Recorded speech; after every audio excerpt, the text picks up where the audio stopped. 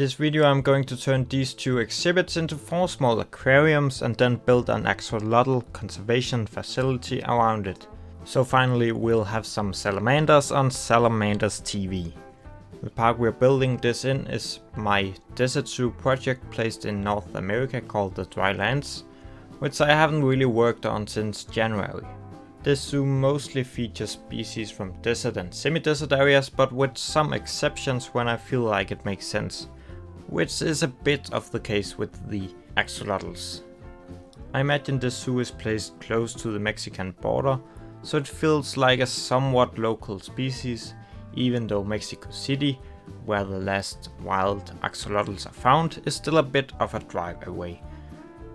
Placing scenery inside exhibits can be quite a nightmare. Therefore you might notice some cuts in this video, since I didn't want to include too much of me fumbling around with annoying bits and pieces. Inside of these fake cabinets I'm building here, you must imagine all the pumps and filtration systems for the aquariums are hidden. From a guest point of view, this building doesn't really offer you a chance to see an axolotl up close. Instead, the idea is that you can get a look behind the scenes to give the public an understanding about the important work the zoo does to protect wildlife. It is a bit inspired by some conservation projects I know from Scandinavia, where I'm from, and even some I have worked with myself in the past. In some of these places you can also get a look behind the scenes through a window. And since this is kind of backstage, I could go with a style that was quite simple, which meant I didn't have to make the exhibits look too fancy. Breeding facilities like this often work a bit like a quarantine, so it's a good idea to make the area easy to clean. The Axolotl program in the DRYLANDS is about breeding animals for potential release in their native habitat, but also about keeping a healthy backup population in captivity. These grey tanks you see here are meant to hold big clusters of eggs and small axolotl larvae. When they grow bigger they might need to be separated by size, otherwise the big ones might eat the small ones. At least that's how it would work in real life.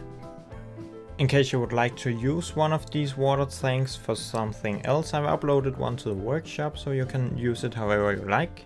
Tell me what you think of this alternative use of exhibits, and don't forget to like the video here on YouTube if you enjoyed it. And if you want to see what I'm up to next, then hit the subscribe button. And to those of you who already subscribed a while back, I'm sorry the channel has been a bit quiet lately. I hope to get some more content out soon, both from this park and Wellington Zoo, and perhaps some more. After I finished recording this video, I moved the building a bit to make it fit better to the surroundings, and ended up adding a bit to the outside areas, such as sponsor plates and an information sign, as well as making the walkable space a bit bigger. I also added some more scenery on the inside. This whole building have also been added to the workshop, so you can explore it yourself.